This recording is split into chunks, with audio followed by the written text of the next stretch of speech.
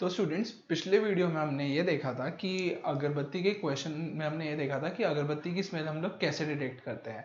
तो उस चीज़ के बाद हमें एक चीज़ और डिस्कस करनी थी कि फॉर एग्जांपल हमने जैसे डिस्कस किया था, अगर कोई हॉट पैन को टच करे और उसे पता नहीं हो कि उसने हॉट पैन को टच किया है, तो रिफ्लेक्स एक्शंस की वजह से उसका हाथ ऑटोमेटिकली पीछे हो जाता है।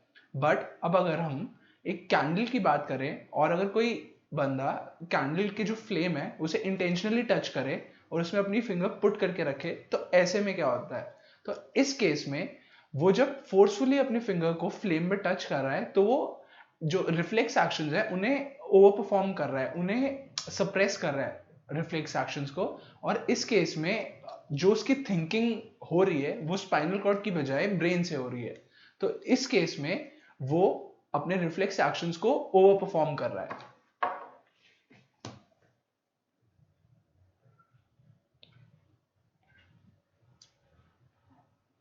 When a person intentionally puts his hand in a burning flame, then the reflex action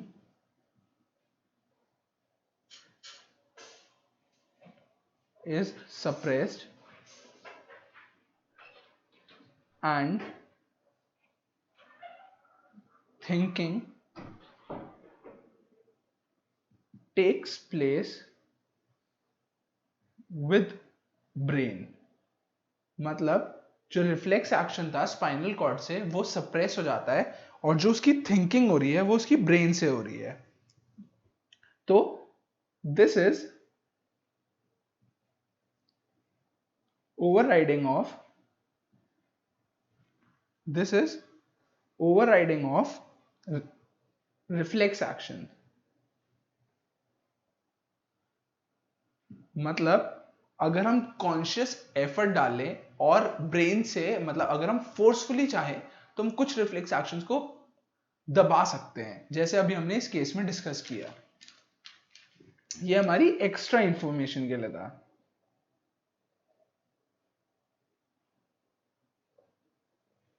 ये मैंने आपको इसलिए बताया कि आपको नॉलेज होनी चाहिए।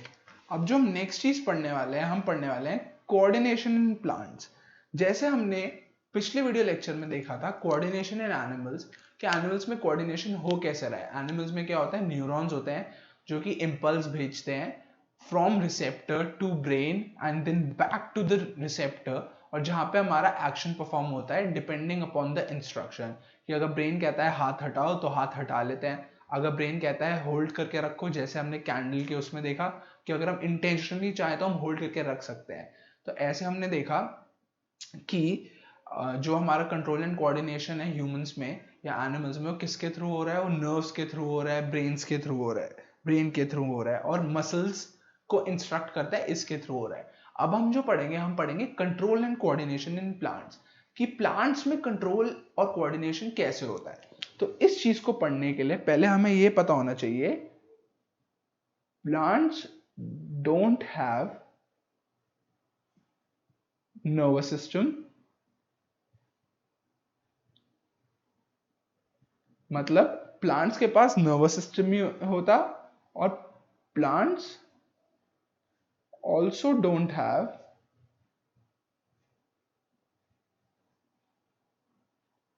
मसल्स। ठीक है, प्लांट्स के पास नर्वस सिस्टम भी नहीं होता, प्लांट्स के पास मसल भी नहीं होती। तो इससे इससे क्या होता है कि सिंस ह्यूमंस के पास क्या होता है, नर्वस सिस्टम और मसल्स होती हैं, तो नर्व्स के थ्रू, इंपल्सेस के थ्रू ब्रेन हमें रिसेप्टर्स और हमारे मसल्स को मैसेज भेज देता है कि ये करो या वो करो। बट प्लांट्स में ना नर्वस सिस्टम है ना मसल्स है। तो प्लांट्स में कंट्रोल एंड कोऑर्डिनेशन कैसे होता है, आइए आगे पढ़ते हैं। प्लांट्स में दो टाइप से कंट्रोल एंड कोऑर्डिनेशन होता है।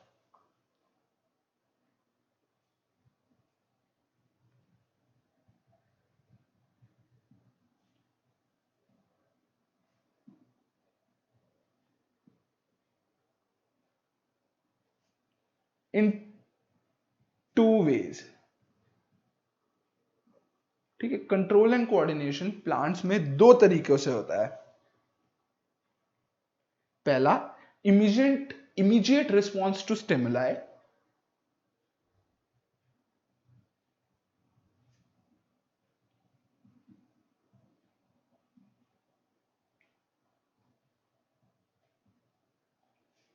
दूसरा, मूवमेंट ड्यू टू ग्रोथ।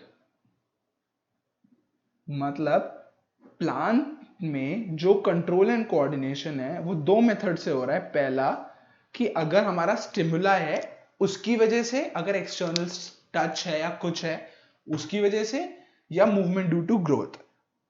तो जो हम पहला पढ़ेंगे, immediate response due to stimuli.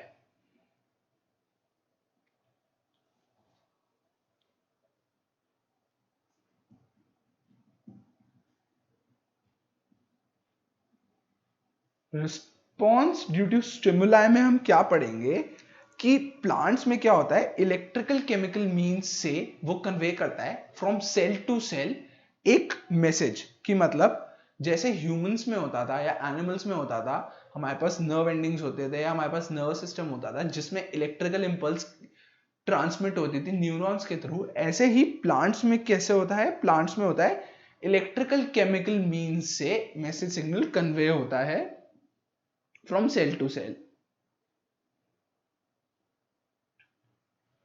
So chemical means to convey information from cell to cell. मतलब प्लांट्स में सेल टू सेल वही मतलब बेसिक, जैसे हमारे में भी इलेक्ट्रिकल इंपल्स होते थे बट नर्वस सिस्टम होता था, इनमें क्या है, इलेक्ट्रिक केमिकल मीन्स है और कन्वे होता है from cell to cell. But इनमें कोई स्पेशलाइज्ड टिश्यू या स्पेशलाइज्ड नर्वस सिस्टम नहीं होता जैसे हमारे अंदर होता था ट्रांसमिट करने के लिए, बट इनके पास भी होता है। They don't have any specialized cells or nervous system like animals to transmit electrical impulses। मतलब एनिमल्स की तरह प्लांट्स के पास कोई स्पेशलाइज्ड सेल्स या नर्वस सिस्टम डेवलप्ड नहीं होता मैसेज इंपल्सेस को ट्रांसमिट करने के लिए। अब जैसे हमने पढ़ा, इलेक्ट्रिक केमिकल मीन्स से ये इंफॉर्मेशन कन्वे करते हैं from cell to cell. Plants कैसे कन्वे करते हैं, इलेक्ट्रोकेमिकल मीन्स से एक सेल से दूसरे सेल में इंफॉर्मेशन कन्वे करते हैं। अब जब इन्होंने इंफॉर्मेशन कन्वे किया, फॉर एग्जाम्पल हमारा हाथ मूव कैसे करता था, मसल्स की कॉन्ट्रैक्शन या रिलैक्सेशन से, जो कि हमें रिसेप्टर्स और हमें हमारे न्यूरॉन्स मैसेज देते थे। अब प्लांट्स में वो मूवमेंट कैसे होएगा, प्लांट्स में जो मूवमेंट होता है ना, रिस्पॉन्स टू स्टिमुलाई, वो होता है सेल्स की शेप चेंज करके। और वो शेप कैसे चेंज होती है, पानी की क्वांटिटी चेंज करके। अगर पानी ज्यादा होएगा तो सेल स्वेल हो जाएगा, पानी कम होएगा तो सेल श्रिंक हो जाएगा। इस मूवमेंट का यूज करके प्लांट्स में मूवमेंट होता है। इसी चीज को हम क्वेश्चन की फॉर्म में लिखते हैं, आइए। How is response to external stimuli achieved in plants.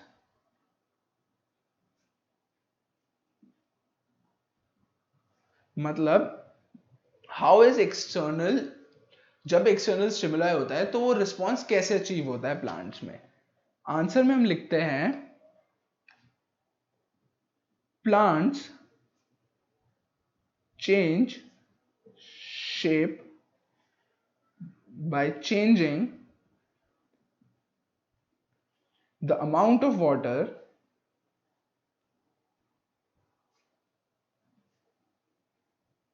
The amount of water in them, in them मतलब अपने सेल्स की बात कर रहा है, resulting in swelling or shrinking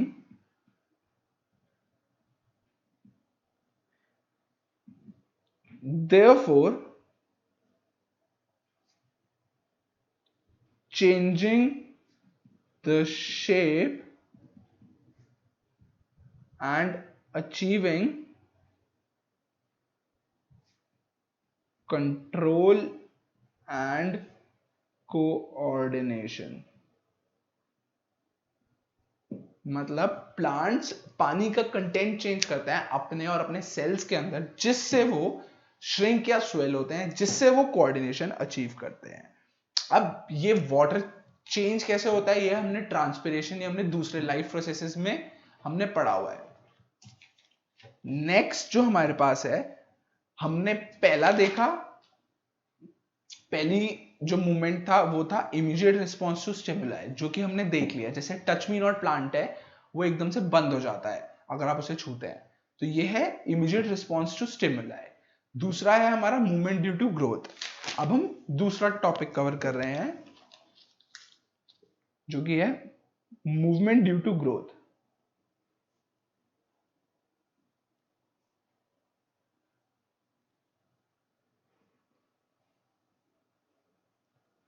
अब जो प्लांट्स में मूवमेंट होती है, कंट्रोल एंड कोऑर्डिनेशन जो अचीव होता है, वो दूसरे टाइप का इस टाइप से होता है। अब इसमें होता क्या है, जैसे जो क्लाइंबर्स होते हैं, जैसे मनी प्लांट है या हमारे पास दूसरे प्लांट्स हैं, वो क्या करते हैं, जब भी उन्हें कोई सपोर्ट मिलता है उसके अराउंड वो अपने को रैप कर लेते हैं ऐसे ऐसे। अगर ये कोई स्टिक है तो ये क्लाइंबर ऐसे ऐसे ऐसे ऐसे,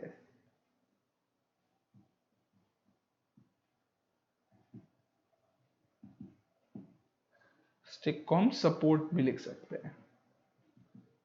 तो जो एक क्लाइंबर है ये अपने को इसके अराउंड रैप कर लेता है, या जो दूसरे प्लांट्स होते हैं उनके पास टेंड्रिल करके वो होता है एक्सटेंशन, जो कि उसके अराउंड अपने को रैप कर लेता है, या ये सपोर्ट है। जैसे हमारे पास वेजिटेबल्स हो गई, लौकी और इन सब में ऐसा होता है। जैसे प्लांट है, हेवी प्लांट, और इसकी टेंड्रिल्स ऐसे अपने को रैप कर लेती हैं।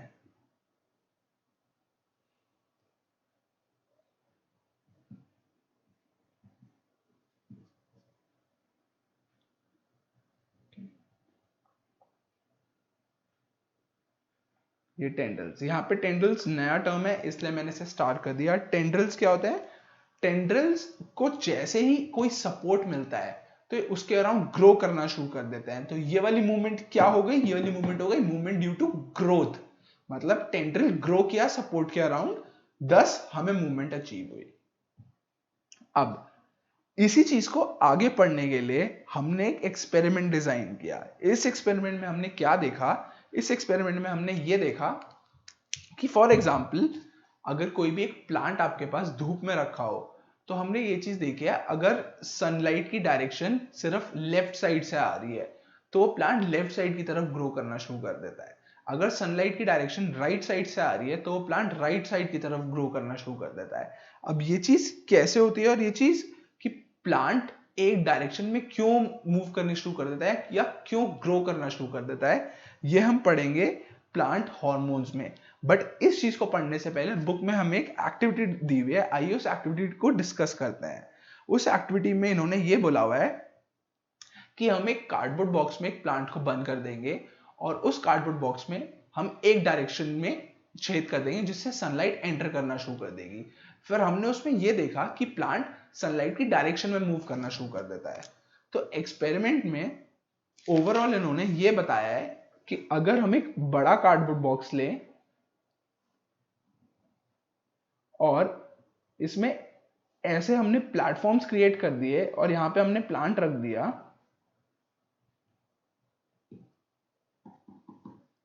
ये हमारी सनलाइट है, तो हमने ये ऑब्जर्व किया कि जो हमारा प्लांट है वो कुछ इस डायरेक्शन में ग्रो करना शुरू कर देगा।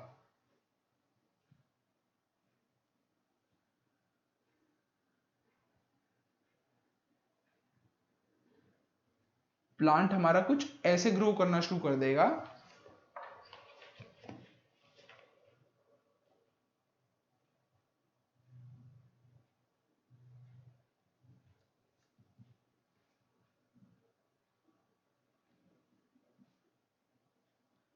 मतलब प्लांट को जब जिस तरह से जिस डायरेक्शन से सनलाइट मिलती है, फॉर एग्जांपल यहाँ पे इस डायरेक्शन से मिल रही थी, जब प्लांट यहाँ पे था तो उसे इस डायरेक्शन से सनलाइट मिल रही थी तो वो इस डायरेक्शन में ग्रो कर गया। जब वो यहाँ पे था तो उसे इस डायरेक्शन से मिल रही थी, जब वो यहाँ पे था तो उसे इस डायरेक्शन से, तो वो ऐसे ऐसे ऐसे ऐसे प्लांट ग्रो कर गया। तो हमने इस एक्सपेरिमेंट में इन्होंने ये हमें दिखाया है थ्रू डेमोन्स्ट्रेशन, थ्रू एक्सपेरिमेंट। अब हमने ये देखा प्लांट की जो ग्रोथ होती है वो सीड से स्टार्ट होती है। तो जब भी प्लांट ग्रो करता है हम एक सीड को सॉइल में डाल देते हैं, फिर उसे जब सूटेबल कंडीशंस मिलती हैं लाइक सनलाइट, वाटर, एयर, तो क्या होता है सीड जर्मिनेट होना शुरू हो जाता है। तो जो उसकी रूट होती है वो नीचे की तरफ ग्रो करती है और जो शूट है वो ऊपर की तरफ ग्रो करती है। Shoot grows away from the gravity, root grows towards gravity. ऐसा क्यों है? क्योंकि रूट को वाटर चाहिए होता है और वाटर नीचे होता है। शूट को सनलाइट चाहिए होती है और sunlight is away from gravity. ऐसा इसलिए होता है। तो हमने देखा शूट ऊपर की तरफ ग्रो करती है, रूट नीचे की तरफ ग्रो करती है। तो हमने इसी चीज को क्या बोला, हमने इन्हें टर्म्स दिए जियोट्रॉपिज्म एंड आइसोट्रॉपिज्म। तो अब हम डिस्कस करेंगे जियोट्रॉपिज्म क्या है। क्वेश्चन,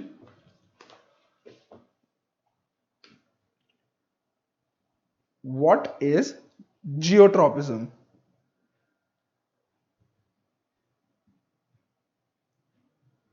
तो जियोट्रॉपिज्म क्या है?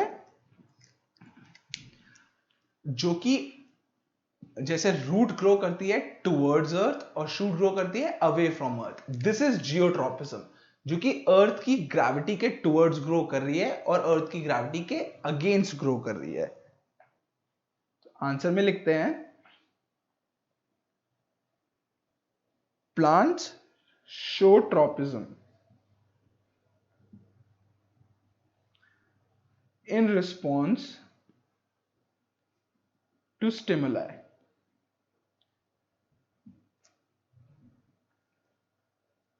Root grows towards gravity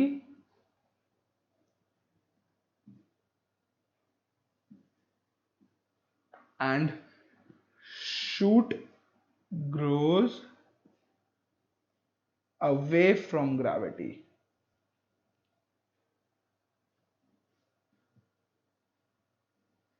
ठीक है, root grows towards gravity, shoot grows away from gravity. और हेयर स्टिमुलाई क्या है? ग्रेविटी है। तो दिस इज जियोट्रॉपिज्म।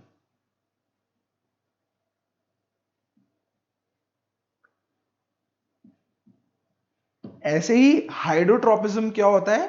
वाटर के लिए। कीमोट्रॉपिज्म क्या होता है? पानी के लिए। तो ये सारे टर्म्स हैं। अब जो हम नेक्स्ट चीज देखने वाले हैं, हम देखने वाले हैं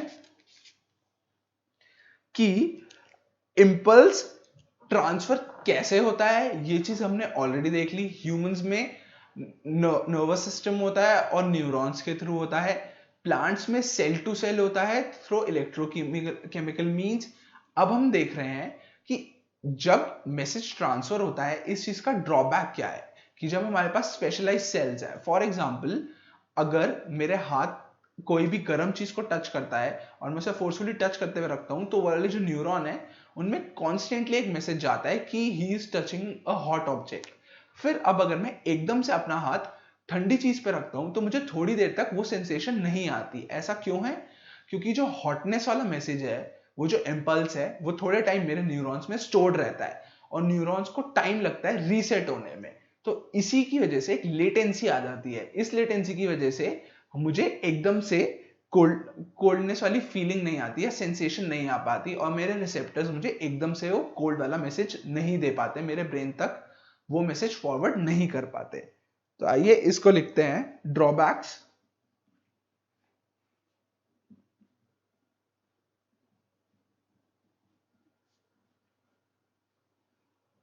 drawbacks of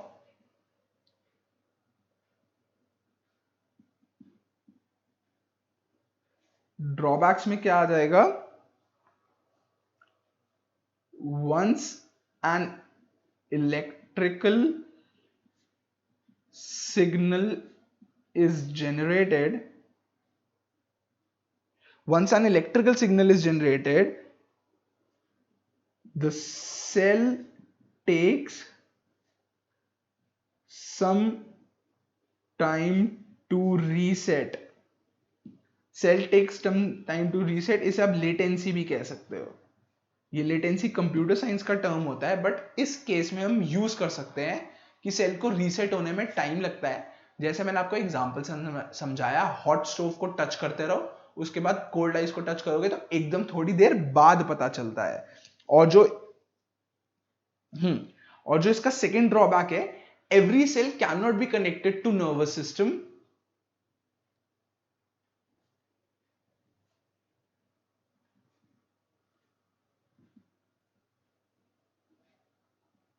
Every cell cannot be directly connected to the nervous system.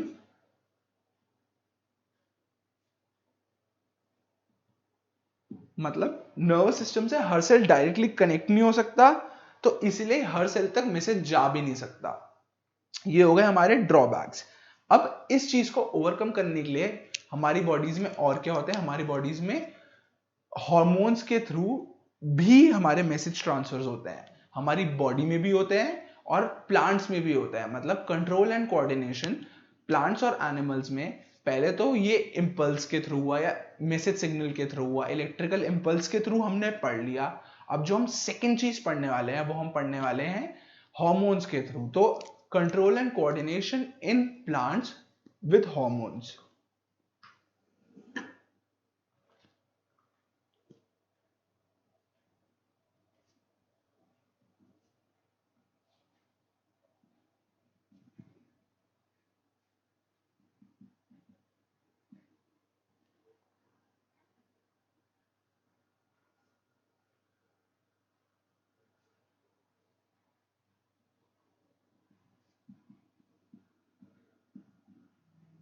मतलब control and coordination in plants through hormones. Plants में कंट्रोल एंड कोऑर्डिनेशन हॉर्मोन्स के थ्रू कैसे होता है, इस चीज को हम एक एग्जांपल से पढ़ेंगे। जैसे एक प्लांट है, उसे सनलाइट मिल रही है, तो जो शूट है वो सनलाइट की तरफ ग्रो करती है। अब ये चीज कैसे, शूट में हमारे सेल्स प्रेजेंट होता है, तो शूट में हमारे एक हार्मोन होता है ऑक्सिन। ऑक्सिन क्या करता है, ऑक्सिन उस तरफ डिफ्यूज करता है जिस तरफ सनलाइट नहीं होती। तो फॉर एग्जाम्पल सनलाइट मेरी राइट हैंड साइड से है, तो ऑक्सिन लेफ्ट साइड की तरफ डिफ्यूज करेगा। जब ऑक्सिन लेफ्ट साइड की तरफ डिफ्यूज किया तो ऑक्सिन वहां वाले सेल्स को रैपिडली डिवाइड करने में हेल्प करता है, जिससे वाले सेल्स और ज्यादा ग्रो करते हैं। तो जो प्लांट की ग्रोथ हो जाती है वो हो जाती है लेफ्ट साइड की तरफ। ऐसे ही सिमिलरली अगर सनलाइट राइट हैंड साइड की तरफ से है तो जो ऑक्सिन है वो डिफ्यूज रहेगा लेफ्ट साइड की तरफ से, जिससे लेफ्ट साइड के सेल्स ज्यादा ग्रो करेंगे। दस प्लांट की growth will be towards right hand side, that is towards sunlight. तो प्लांट में जो ग्रोथ कंट्रोल कर रहा है, एक हार्मोन कौन सा कंट्रोल कर रहा है, ऑक्सिन। ये हम लिखते हैं auxin is a plant hormone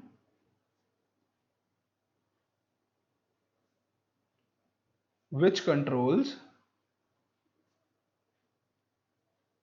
growth in plants. It is present at the tip of shoot. It helps in rapid cell division, thus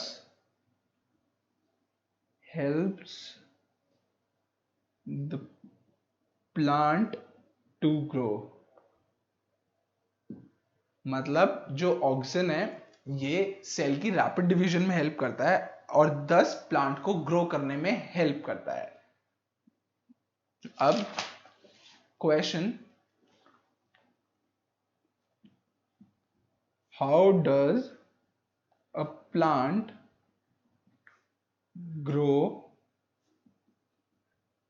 towards sunlight?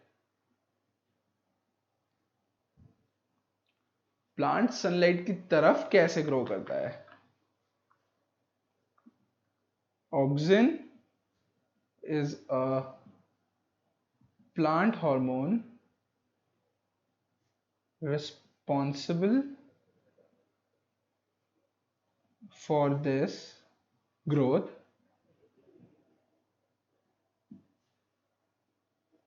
Auxin diffuses in area of less sunlight, thus promoting rapid cell division there and therefore promoting the plant growth towards sunlight. मतलब plant को sunlight की तरफ grow करने में help करता है इस action से। तो ये हमने पढ़ा ऑक्सिन ऐसे करता है। अब जो हमारे पास दूसरे प्लांट हार्मोन्स हैं वो हैं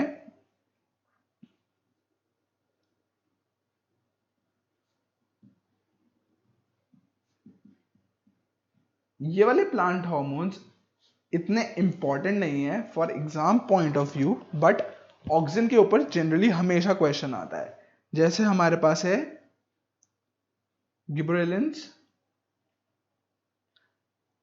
तो ये क्या करता है?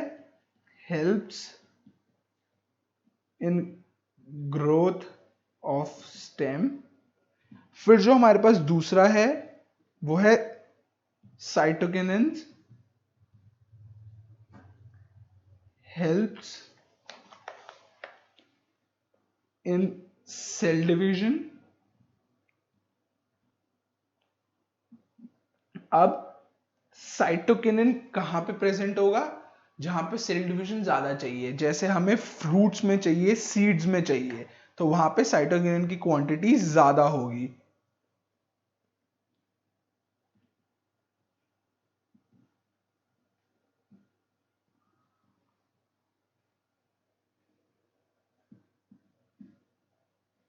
ठीक है, फ्रूट्स एंड सीड्स में प्रेजेंट होएगा cytokinin.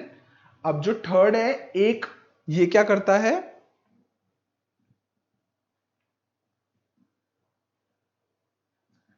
Abscisic acid inhibits growth.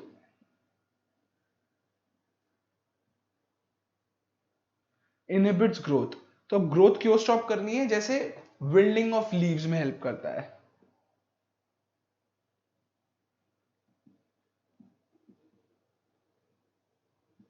ठीक है, तो अब हमने पढ़े डिफरेंट डिफरेंट, ये 3 डिफरेंट टाइप के प्लांट हार्मोन्स और ये सब क्या करते हैं।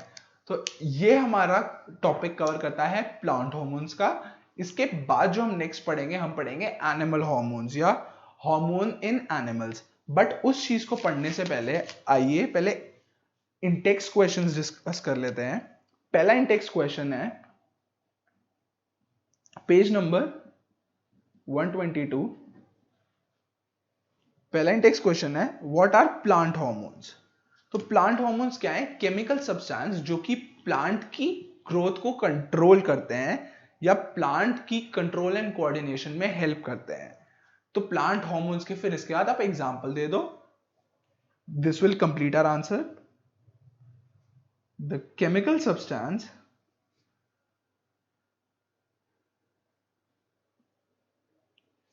which help in growth,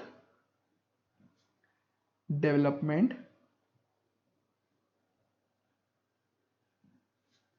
and response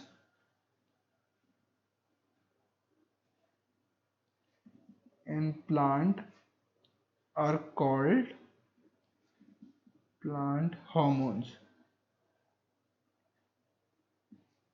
Example: auxin, gibberellins,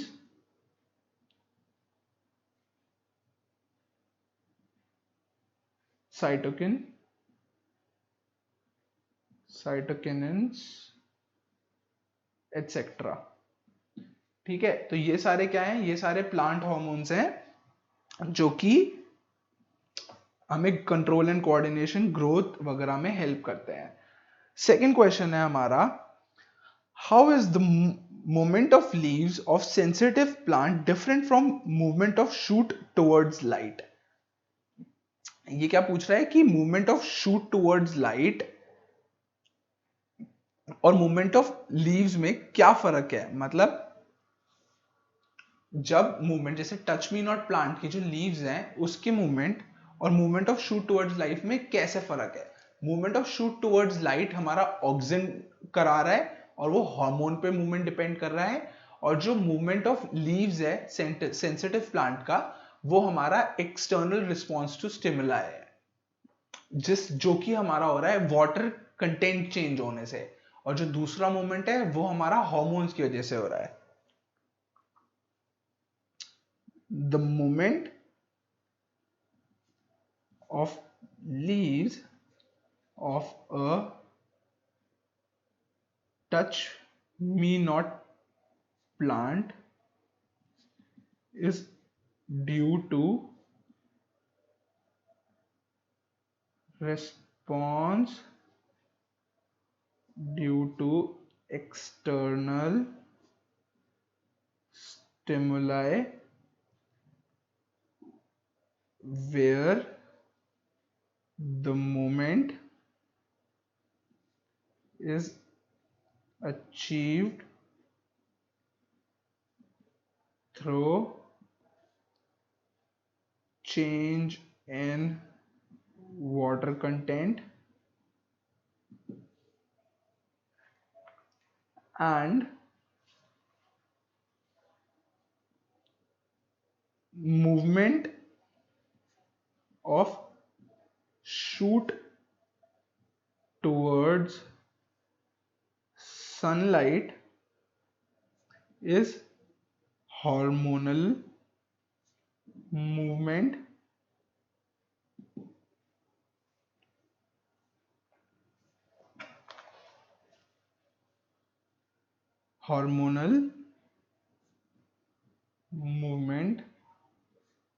are very slow as compared to response due to external stimuli. ठीक है, this covers our question number 2. Third question है, give an example of a plant hormone that promotes growth. Plant hormone जो कि growth को promote करता है, तो हमने ऑक्सिन का एग्जांपल पढ़ा जो कि हमें ग्रोथ प्रमोट करता है। ठीक है, answer 3, auxin is a plant hormone promotes growth.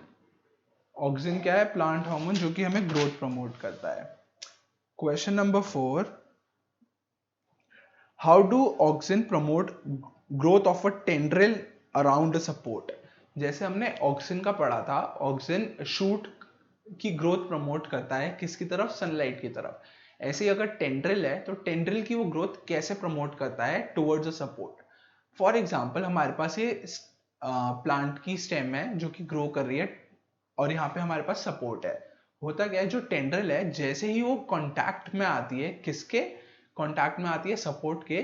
तो वहां पे हमारे पास वहां से दूसरी साइड में, मतलब जो साइड सपोर्ट में नहीं है, वहां पे हमारे पास ऑक्सीजन कंसंट्रेट हो जाता है। सिंस वहां पे कंसंट्रेट हो जाता है तो उस साइड से वहां पे ज्यादा ग्रो कर जाती है टेंड्रिल।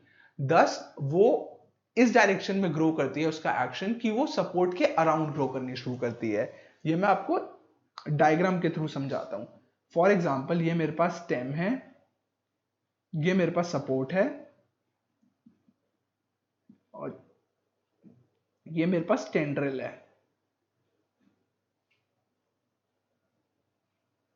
अब इस टेंड्रिल पे जैसे ही ये सपोर्ट के पास आई, तो जो इसकी क्लोज वाली साइड होगी, ये साइड होगी, ये क्या है, जैसे ही कांटेक्ट में आती है क्लोज साइड, फार साइड। तो जो क्लोज साइड है, क्लोज साइड में ऑक्सीजन की कंसंट्रेशन कम होगी, फार साइड में ऑक्सीजन की कंसंट्रेशन ज्यादा होगी, और जहां पे ऑक्सीजन ज्यादा होता है वहां पे सेल ज्यादा डिवाइड करते हैं। तो इसका जो एक्शन होता है ओवरऑल वो ऐसे ग्रो करता है कि बाहर की तरफ से ज्यादा ग्रो करती है और इसके अराउंड अपने को रैप करती है। तो ये है इसका growth action. Oxygen is accumulated at the side not touching the support. Oxygen is accumulated at the site not touching the support, resulting in the growth of tendril in coil shape as shown in figure। जैसा figure में दिखाया है वैसे ही grow कर जाता है। इसके साथ साथ हम लास्ट क्वेश्चन आते हैं इंटेक्स चैप्टर के, इंटेक्स ये वाले क्वेश्चन के लास्ट क्वेश्चन है, design an experiment to demonstrate hydrotropism. अब हाइड्रोट्रोपिज्म है क्या? जैसे हमने ट्रोपिज्म पढ़ा था, जियोट्रोपिज्म, ऐसे ही हाइड्रोट्रोपिज्म में है जिस ट्रोपिज्म में वाटर इन्वॉल्व हो या पानी इन्वॉल्व हो, हाइड्रोट्रोपिज्म में होता है ग्रोथ टुवर्ड्स वाटर। तो जैसे हमारे पास सीड है, उस सीड में जो रूट है, रूट इज हाइड्रोट्रोपिक, मतलब रूट ग्रो करेगी पानी के टुवर्ड्स। सिंस रूट ग्रो करेगी पानी के टुवर्ड्स, इसी केस में हम इस चीज को एक्सपेरिमेंट के थ्रू डेमोन्स्ट्रेट करेंगे। तो हाइड्रोट्रोपिज्म हो गया ग्रोथ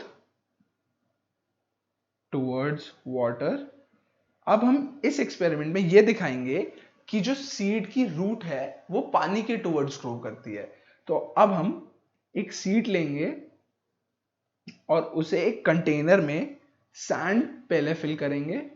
सैंड फिल करने के बाद हमने सीड यहां पे रख दिया, और एक हम पोरस पॉट लेंगे। पोरस पॉट लेने के बाद इसमें हम वाटर फिल कर देंगे, और कंटेनर में हमने सैंड फिल कर दिया। जब हमने ऐसा किया और यहां पे जो सारी नेसेसरी कंडीशंस है ऑफ जर्मिनेशन वो हम फुलफिल कर रहे हैं, जैसे हमारे पास सनलाइट, एयर दोनों है। सिंस हमारे पास सनलाइट और एयर दोनों है, हम सारी जर्मिनेशन की कंडीशंस को फुलफिल कर रहे हैं। सैंड और यहां पे पोरस स्पॉट, पोरस स्पॉट का जो वाटर है वो आपस के एरिया में स्वीपन करेगा, और जो सीड है सिंस वो हाइड्रोट्रॉपिक है वो पानी के टुवर्ड्स उसकी रूट ग्रो करेगी, क्योंकि सीड को पानी चाहिए होता है फॉर इट्स ग्रोथ। तो इस एक्सपेरिमेंट में हुआ क्या, इस एक्सपेरिमेंट में हमने ये देखा जिस तरफ हमारा पोरस स्पॉट था उस तरफ हमारी जो सीड की है वो रूट ग्रो करेगी। तो दिस एक्सपेरिमेंट प्रूव्स कि जो हमारा सीड है वो हाइड्रोट्रॉपिक है, और ये जो हमारा एक्सपेरिमेंट है ये हाइड्रोट्रॉपिज्म हमें प्रूव कर रहा है। तो इसकी एक्सपेरिमेंट की अब हमें ऑब्जर्वेशन लिखनी है। Observation,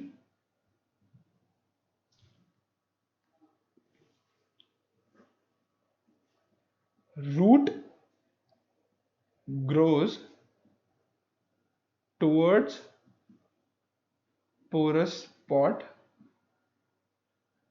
to get water.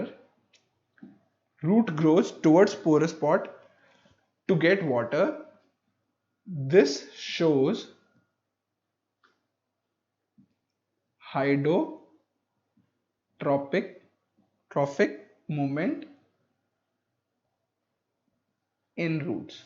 इस एक्सपेरिमेंट में हमें यह दिखाया कि रूट्स क्या है, हाइड्रोट्रॉपिक है, जिसका मतलब कि वो पानी की तरह या पानी के टुवर्ड्स ग्रो करती है। तो इस वीडियो लेक्चर के लिए स्टूडेंट्स इतना ही बहुत है।